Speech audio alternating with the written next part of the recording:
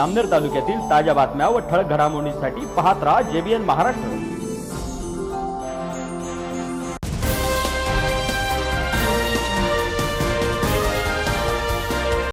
सर्वांना नमस्कार।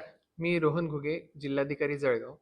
आपल्या सर्वांना माहीतच आहे की आपल्या देशामध्ये मतदार याद्यांच्या सखोल पुनरीक्षणाचे काम सुरू करण्यात आलेले आहे। या कामामध्ये 3 टप्पे आहेत आणि त्यामध्ये नागरिकांचा सहभाग हा अत्यंत महत्त्वाचा आहे।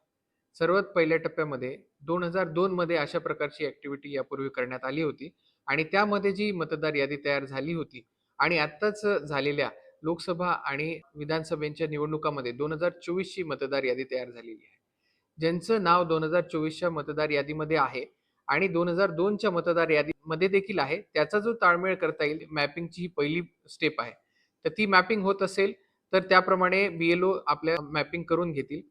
ज्यांचं नाव 2002च्या मतदार यादीमध्ये नाहीये परंतु 2024च्या मतदार यादीमध्ये आहे, परंतु ज्यांचे आई वडील किंवा आजी आजोबा यांचं नाव 2002च्या मतदार यादीमध्ये आहे, त्यांचं प्रोजिनी मॅपिंग म्हणजे आई वडील किंवा आजी आजोबा यांच्या 2002च्या नावांमधील 2024च्या मतदार यादीच्या नावातील व्यक्तींची आहे, त्याला मॅपिंगचा दुसरा टप्पा असं म्हणतात।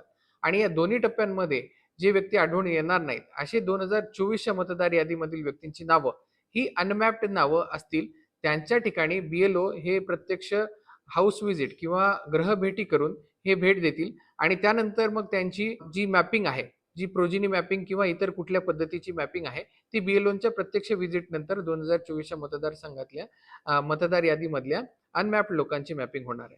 तर अशा प्रकारच्या 3 टप्प्यांमधला हा पुनर्निरीक्षणाचा जो कार्यक्रम आहे तो अगदी सखोल पुनर्निरीक्षण होणार आहे। तर त्यामध्ये नागरिकांचा सहभाग अत्यंत महत्त्वाचा आहे। आपले BLO आपल्याकडे येतील तेव्हा त्यांना संपूर्ण सहकार्य करावे आणि आपल्याला जर मतदार यादीमध्ये कुठल्याही प्रकारची इश्यू येत असेल तर त्याप्रमाणे BLOच्या माध्यमातून जर ते सॉल्व्ह होत नसतील तर नजीकच्या आपल्या तहसील कार्यालयाला भेट देऊन आपलं मतदार यादीमधील सखोल पुनर्निरीक्षणाचं जे काम आहे त्यामध्ये आपल्या प्रशासनाला हातभार लावावा, मदत करावी असं मी सर्वांना आवाहन करतो। धन्यवाद।